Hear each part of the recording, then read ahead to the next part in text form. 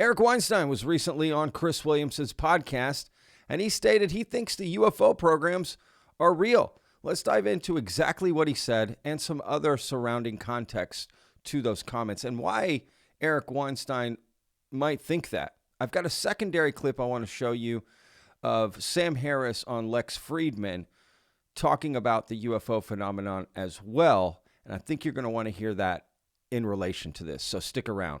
And then after that, I've got some tweets from Eric Weinstein that also might help shed some light on his comments. So this is going to be a great video. Let's dive in, y'all. If you're new to the channel and you like content like this, please hit that subscribe button. We put out a new video every day, 12 p.m. Central Standard Time. And of course, hit that like button, y'all. That really helps out the video. So thank y'all so much for the support there, vetters. And of course, comment down below. What do you think of Dr. Eric Weinstein's comments, right? He's kind of someone I've never covered on the channel here. And surprisingly, not very much anyway. And I found these comments to be quite extraordinary, to be honest with you. Just seeing where people like him are coming to, right? After everything that's come out since David Grush, especially. So let's dive in and take a look, y'all. All right, first clip, again, is going to be the one you're here for, the one you want to see. So let's just get it going. Unless we can somehow channel the technology of interdimensional space beings. Please never say those words. Hey, look, the Interdimensional space beings. Interdimensional space beings. David Grush didn't say extraterrestrial, he said interdimensional. Yes, but Eric and David talk, and this is not fair to David Grush. David Grush knows that he's a physics BA. He knows he's not a PhD. He's repeating things that have been said to him. He had the presence of mind to try to give an example of what interdimensional might mean, and he used holography. And so as a result, everyone's making, oh, David Grush says holographic interdimensional beings. This is absurd, and it's not fair to David Grush. Real quick, I'm going to put links in the description so you can watch this without my commentary if you want, because I am going to be pausing this occasionally. Real quick, about this, one, props to Eric for kind of having David Grush's back here. I do respect that, and saying that they talk and, hey, let's be fair to him. And I like that. Let's just be fair to people and you know, sort of represent exactly what they say accordingly. I think that's very fair, especially to David Grush. Now, the second part, what he's talking about, the hologram, if you remember during the hearing, David Grush stated specifically that, like, think of it like, you know, piece of paper, you know, looking down at it, right? The people on the piece of paper, if they lived in that 2D world, what a three-dimensional person might look like, right? That extra dimension. So that's what he's kind of getting at, and people ran with that and said, you know, that's what David Grush is saying it is. No, he was theorizing, right? So, and trying to give us an idea of maybe an example, right? So anyway, I appreciate that clarification from Eric about that. I'm telling you, I mean, we can call David up right now, and I promise you he's not going to back this madness and stupidity. So what's going on with this most recent update about aliens? Which one? Well, I saw this frustration that lawmakers had because they were getting compartmentalized. If you don't ask precisely the right person, precisely the right question in precisely the right way, you're not allowed to get an answer. You don't get an answer. But you couldn't even look. If you don't know what a Riemannian manifold is, if you don't know what a determinant line bundle is, there's no way you can ask intelligent questions about alien visitation. How did they get here? There are no scientists. There are no relevant scientists in this story. Does anybody find that at all odd? Even the situation with David Grush is fantastic. He goes into a hearing. He says a bunch of completely batshit crazy stuff, right? Can we agree on that? All right. And then weeks later, some representatives go into a skiff and they say, well, it certainly seems like it confirms some of what Grush has been telling us. And you're thinking, okay, so you've separated the confirmation, which you did abstractly because it was inside of a skiff, but you can only talked to people who've emerged from the skiff who are willing to say vague things, and the crazy claims. Now, what is this really all about? Nobody knows. Now, what I've been saying for about 4 years is there's way more to this story than I had understood. I thought UFOs were total nonsense. I thought this was a waste of time. And I was wrong. I was just wrong. Why? What do you mean? In what ways were you wrong? Why are you now convinced in a way that you weren't previously? Great question. Well, Great I didn't question. know. Yeah, I'm not convinced that UFOs, like shiny metal craft, are real at all. What I didn't know is that there almost certainly are large programs inside the federal government that are denied, that are labeled UFO-Shhh Don't Tell Anyone.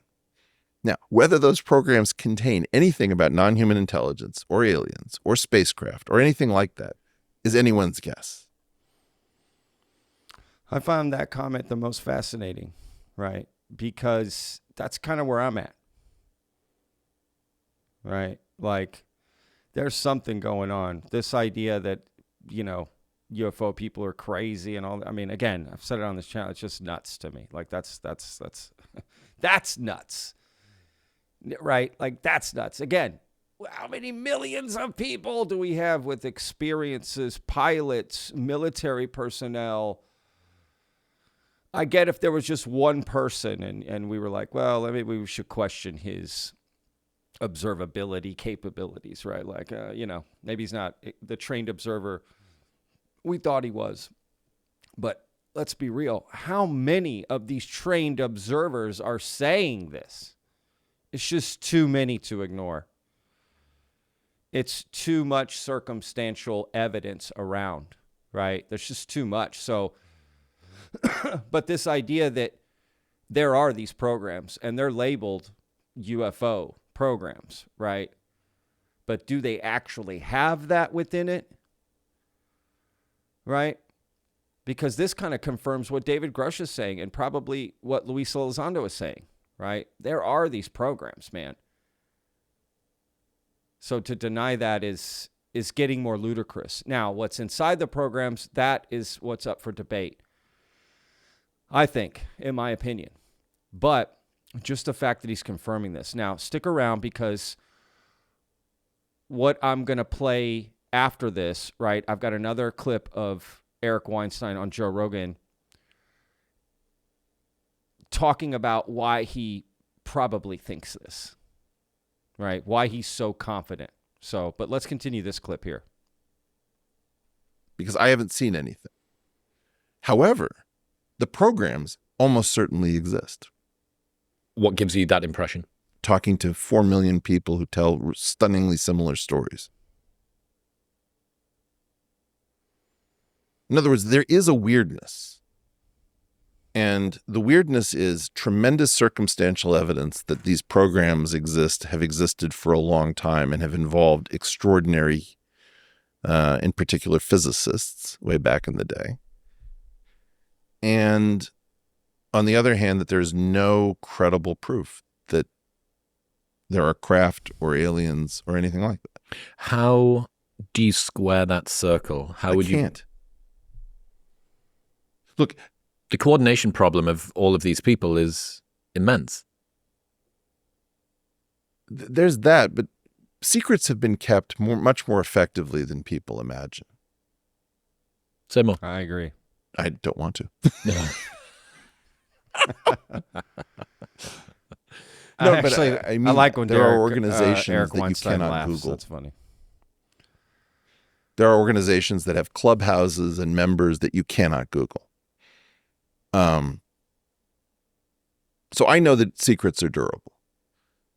What we don't know is what these secrets are about.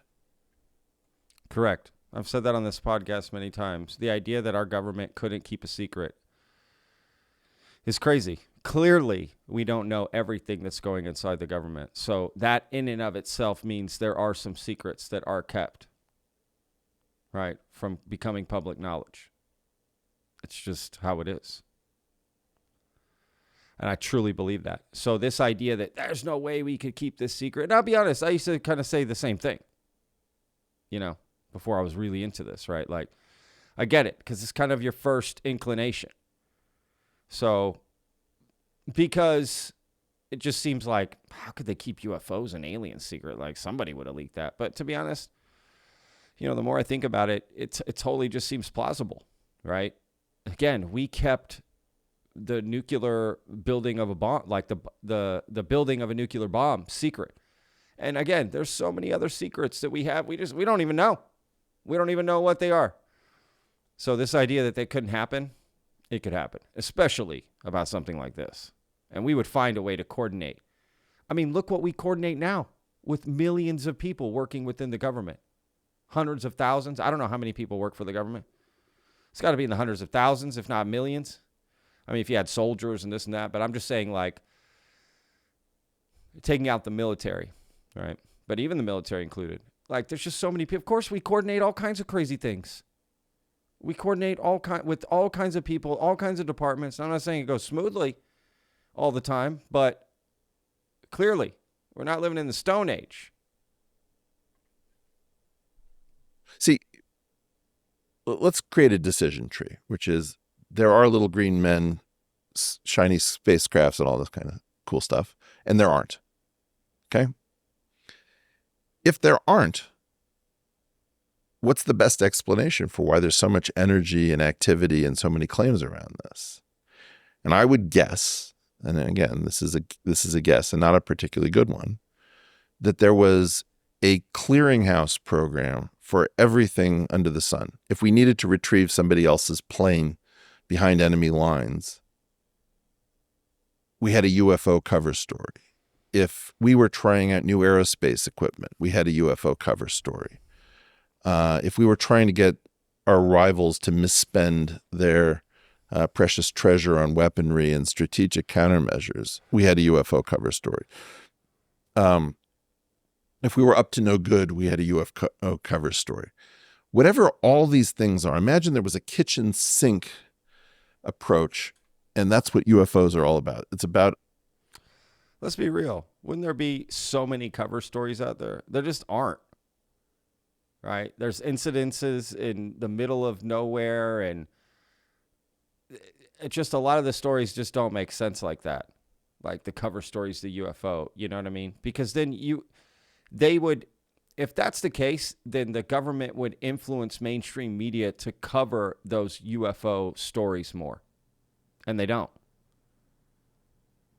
Right? Because that's a big complaint. Why isn't the mainstream media covering this topic? Because you always hear, and it's been proven, let's be real, right, that the government has people within that do influence media. I mean, that's just, right? So if they were, they would be saying, hey, go put that UFO story out so nobody looks this way. But they don't do that. That's why I just don't buy this UFO cover-up story. It's all a sham. It's just a UFO cover-up. Just don't buy that. The mainstream media would be covering it a lot more to distract us from it. Yeah, that's what I think. Black SAP, Special Access Program, as waved and bigoted as it could possibly be, that basically was a one-size-fits-all story for all sorts of things. It's an extraterrestrial scapegoat. Yeah, an extraterrestrial scapegoat program. Okay? Now, whatever that is, if you imagine that leg of the decision tree is real, it's all very funny, because now you're like, all these people have taken it seriously, but it was the Russians and the Chinese and the Iranians who were supposed to take it seriously. Like, exactly. Ixnay on the UFO fay, it's like people are going to blow this beautiful cover story that we've created for everything. So that's one possibility. Another possibility is that we're on the other leg of the decision tree, and that we have no programming for it, and so everything about it seems impossible. What's what you said about physics? Physics is science fiction. The physics that you just learned is almost always about science fiction. What if you have multiple time dimensions and people can circle around in time, and if you find out about them, they can circle back to the point where you didn't know it? You have a neuralizer built into the successor to space-time. Is that real? I don't know. All I know is that physics will always blow your mind. It will always do something that seems impossible. And that's why it's the coolest subject around. Now, I don't know what's going on, but I can tell you that the circumstantial evidence that there's been a program that has been long-running and involved very high-level people, it's almost impossible to imagine that this is fake. There's a 1971 Australian document from the Australian Intelligence Service that has been declassified and made public, which clears up all sorts of mysteries about what was going on with physics in the 1950s and 60s. And it names names. It says that Freeman Dyson, John Archibald Wheeler, Pascal Jordan the Nazi, all of these people were working on anti-gravity. And the only reason to be working on anti-gravity is that there was reason to think that something had gone beyond Einsteinian relativity. In other words, mostly we learn about physics from colliding. It's like breaking rocks together. You're going to smash two rocks and then maybe you'll see a little spark and you'll study that. Except we do it with protons. This would be like some different thing where there was a more advanced species and you're looking at its machinery to try to figure out, well, what science does it know that you don't? How much truth do you think is in that? I've seen rumors on the internet of leaps forward in technology throughout the mid-1900s that people suggested was due to reverse engineering of something that had been discovered. Do you think that the technology movements that we made through the 1900s were self-created? Look, I'm not clever enough to solve the UFO puzzle. There's almost no topic where I can't generate multiple explanations. This is the only topic I've ever met where I can't generate a single explanation for what the hell's going on. I think that's fair, right? That's why this idea of debunking a single UFO video or whatever, which, by the way, that new OpenAI Sora that came out, man, forget it. Like, UFO videos are going to go out the window, y'all. We're not just going to be, if you don't think people are going to try to hoax us now, holy cow, we're screwed. Like, there's going to be so many videos out there that just are going to look real, and they're not. That's going to be crazy. But it's just like debunking one and be like, yeah, that's it. There's no aliens, no UFO, right? Like, it's just too hard, right? It's just impossible. And I liked it, what he said about physics. Like, that's it. It's just like physics always surprises you. So again, this idea that we've hit the limits and we know what's up. So, stop thinking, right? I heard this great quote that I like. Be open-minded in general, but skeptical about the details. And I like that, right? So in general, you're kind of open-minded. Oh, okay. What are you talking about? This, that? Okay, cool. Let me hear about it. But then you hear details and you're going to be a little more skeptical about the details of it, right? So that's where I think we just need to be, right? Definitely open-minded about this in the fact that physics always surprises us. We don't know everything about it. I don't know how any physics professor, a physicist, theoretical or experimental, right, can just be like, yeah, we know it all. This is impossible, what y'all are saying. It's impossible. That line, it's impossible. That is nonsense to me. Again, I just found this conversation fascinating, and I think some people aren't really a fan of Eric, but I do like him a lot. I like listening to him speak, and I think he's important for this topic, to be honest with you. I think he can bring some great conversations to this. Nothing I can think up makes sense.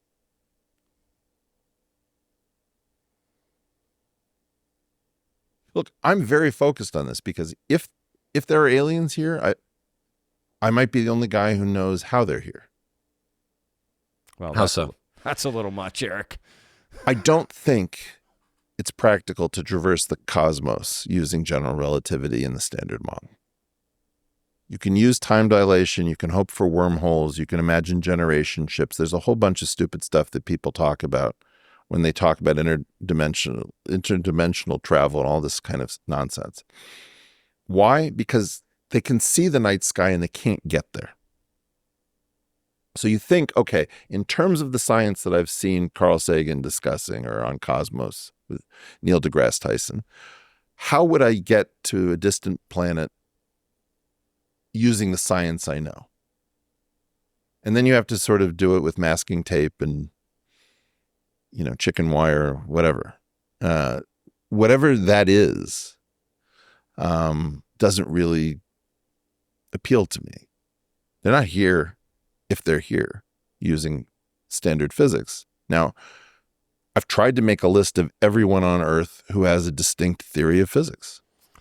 Now, go watch the rest of the clip. He basically just says what I said about, stifling. He compares it to like being in a straitjacket, right? And we need to be thinking about outside the box, because if these beings are coming here, then they do have a different understanding of physics, and that's where our focus should be. Not trying to understand it through the filter that we know only, and be open to the idea that is possible, right? So anyway, again, links in the description if you want to go watch the full thing there. It's just a little bit more, and it's a great interview. Go watch the full interview.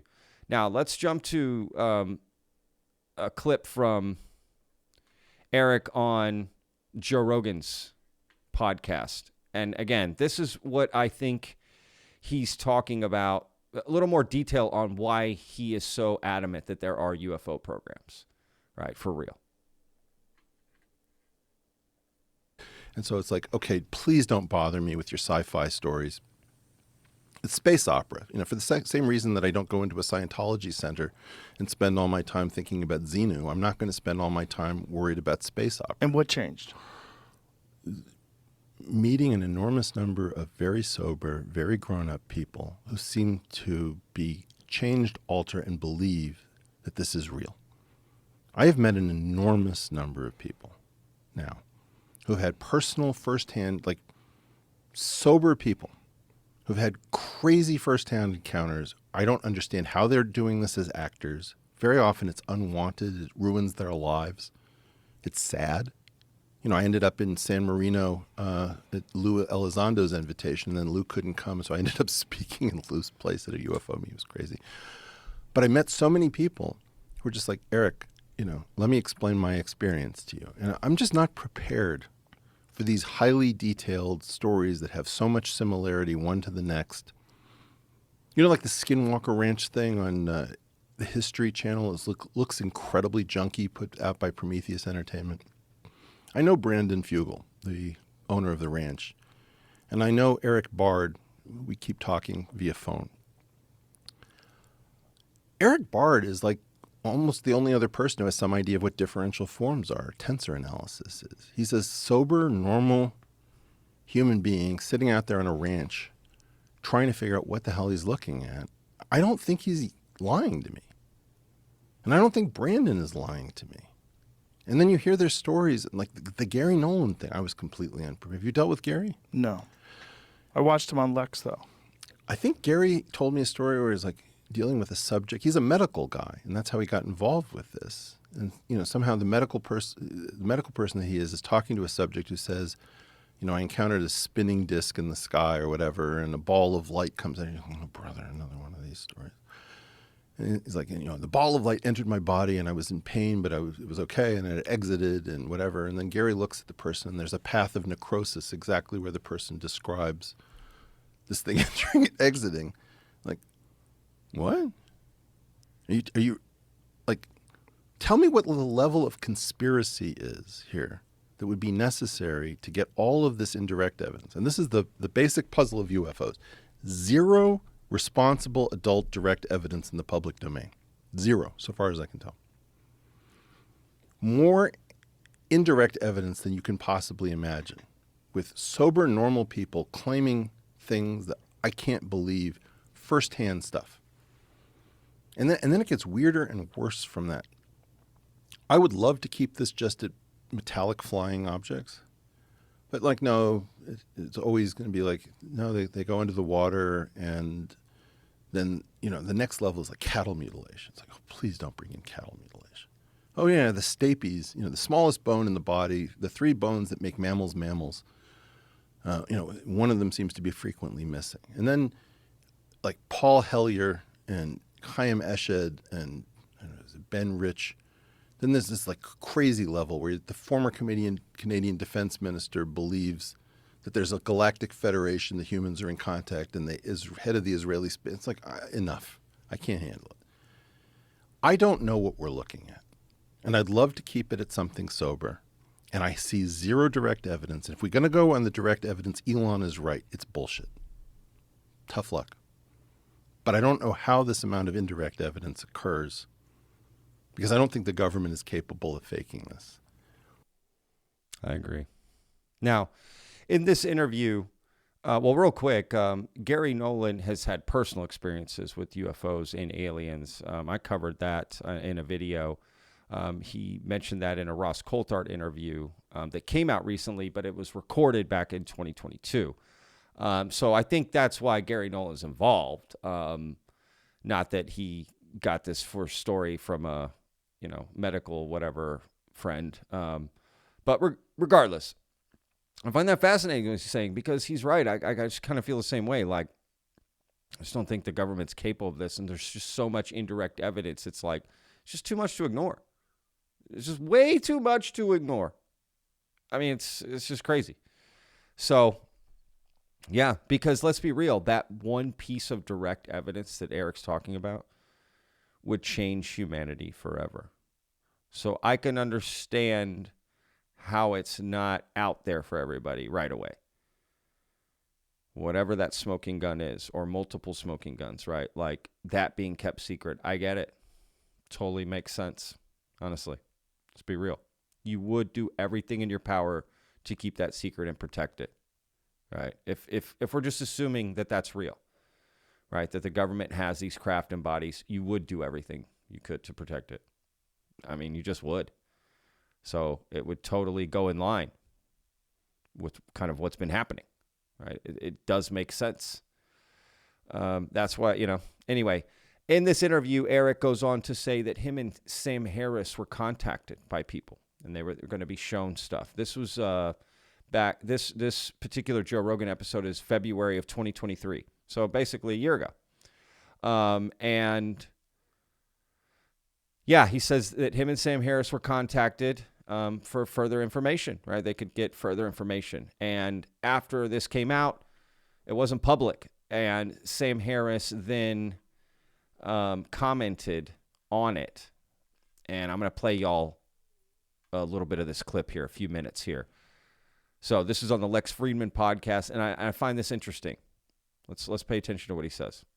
In raising a question that I'm going to be talking to you, a lot of people brought up this topic, probably because Eric Weinstein talked to Joe Rogan recently and said that he and you were contacted by folks about UFOs. Can you clarify the nature of this contact?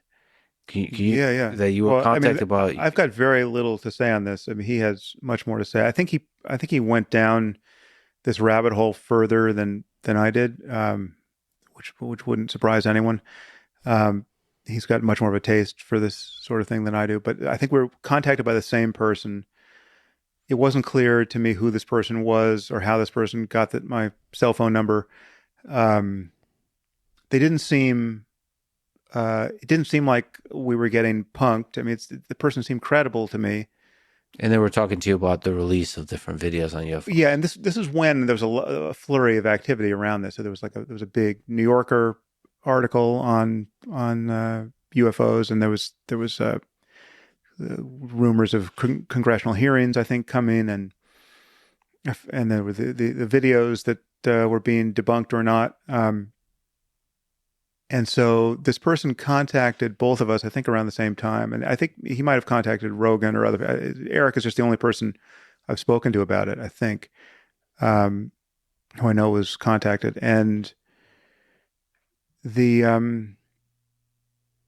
what happened is the person kept, writing a check that he didn't cash. Like he kept saying, okay, next week I'm going to, I understand this is sounding spooky and, you have no reason to really trust me, but next week I'm going to put you on a Zoom call with people who you will recognize. And they're going to be, former heads of the CIA and, people who just, you're going to, within 5 seconds of being on the Zoom call, you'll know this is not a hoax. And I said, great, just let me know. Just send me the Zoom link. Right. And that happened maybe 3 times. There was just one phone conversation and then it was just texts, just a bunch of texts. And I think Eric spent more time with this person, and I haven't spoken to him about it. I know he spoke about it publicly, but so I it's not that my bullshit detector ever really went off in a big way. It's just the thing never happened, and I lost interest. So you made a comment which is interesting. So there you go. That's sort of his comments on it. Now, Eric responds on Twitter during this time, right? But this person asked him, so Lou Elizondo seems like a likely candidate, right? So he's asking him if it was Lou Elizondo was the one making the phone calls. And this is Eric's response. Regarding Lex Friedman's Sam Harris recent podcast touching on UFOs, I likely would not have said much if multiple United States government, ex-United States government groups hadn't been in touch with me about UFO UAP. Sam and I had at least one group in common, but it sounds like Sam only had one group reach out to him. And then down here, he gives more, right? He says, it's multiple individual groups. This is not small or confined. Whatever this is, it's neither tiny nor unified. It may be a cover narrative, disinformation, propaganda, occult, mass delusion, etc. But what it is not is a prank, single individual group, or garden variety scam. I can't check much due to the secrecy issue, but what I can check checks out more than I was expecting. Not eager to say more, but thanks for the interest.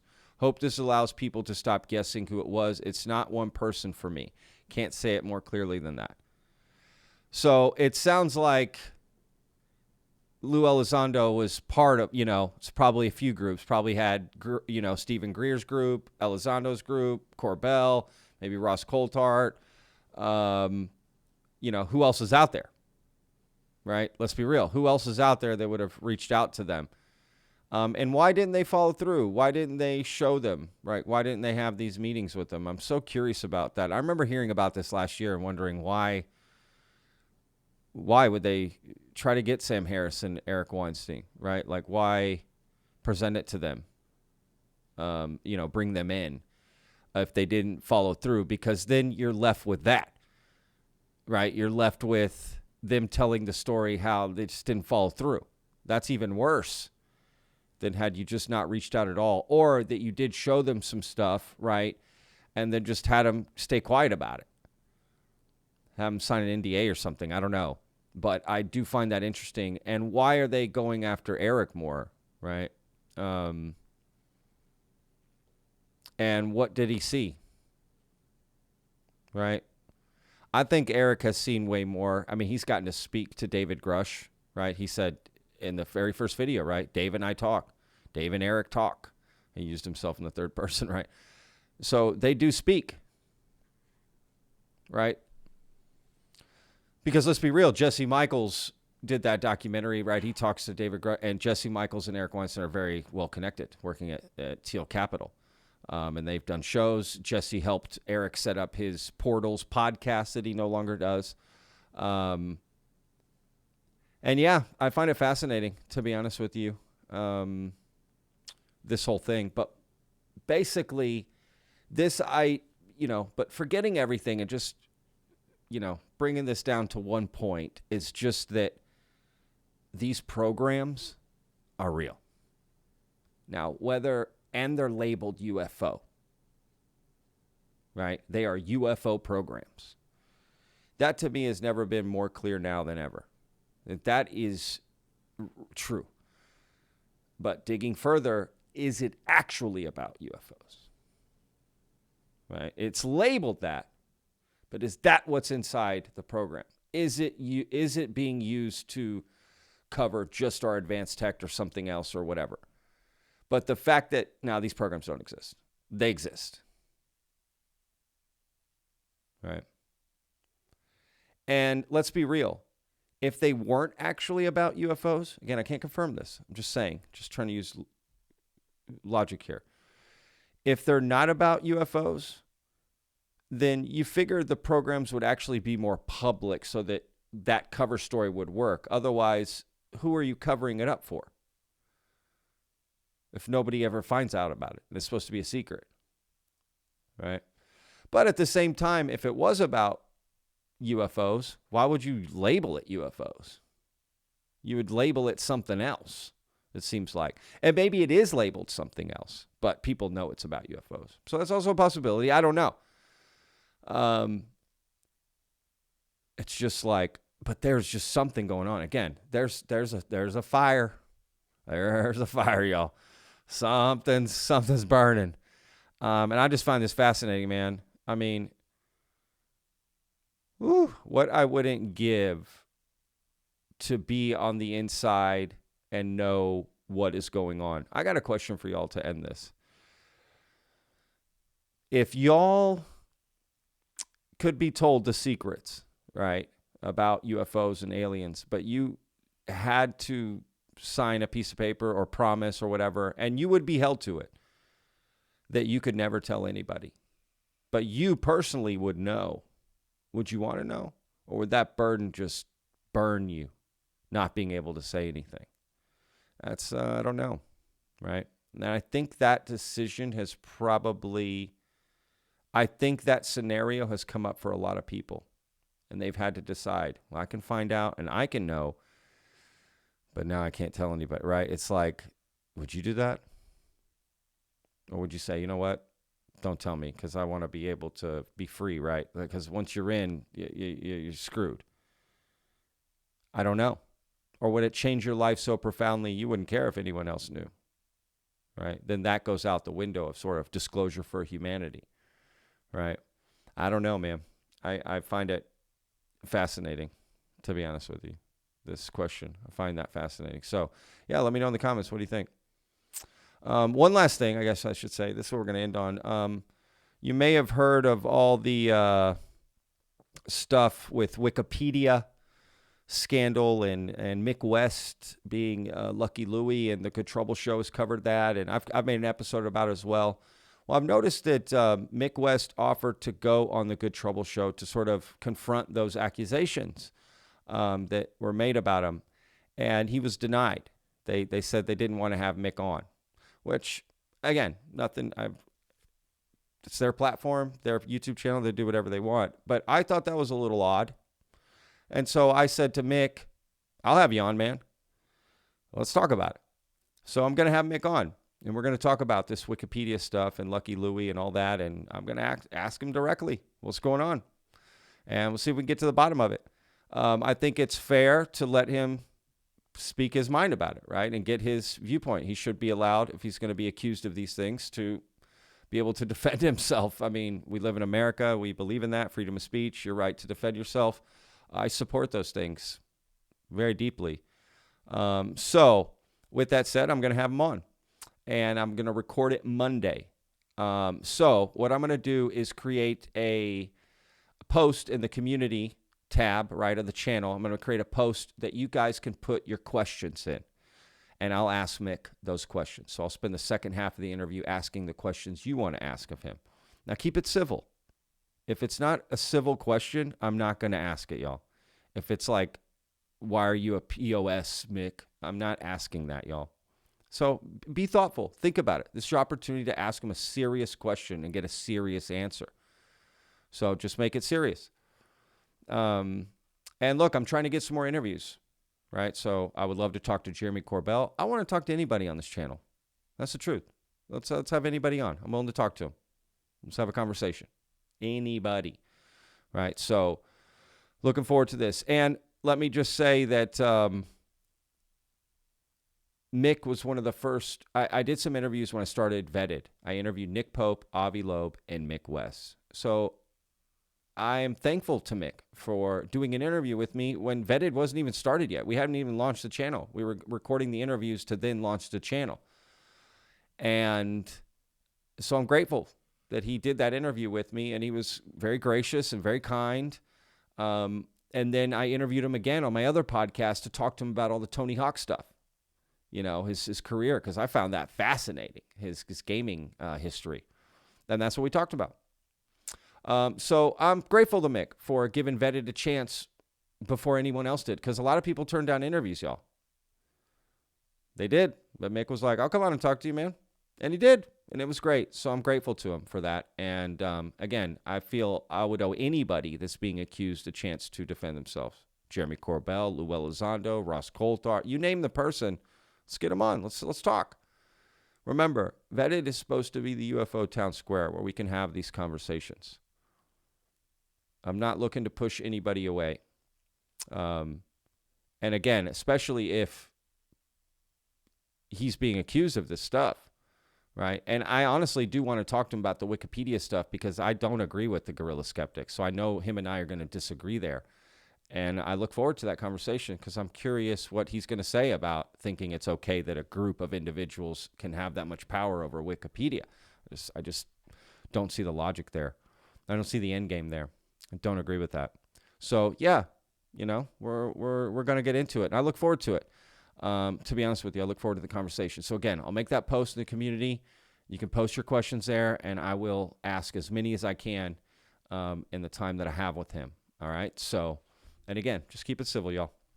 Again, thank y'all so much, y'all, we just passed 15,000 subscribers. We're doing it. So thank y'all so much. Honestly, couldn't do it without y'all. Y'all are the reason I do this. So thank y'all so much, vetters. And to all the new vetters out there, welcome. Let's get this going. We got a lot of great stuff coming. Hopefully some great interviews, and I look forward to, you know, seeing y'all in the comments and reading them all. I do it every day, y'all. So thank y'all again so much. We'll see you tomorrow. Remember, every day's a gift. Peace, vetters.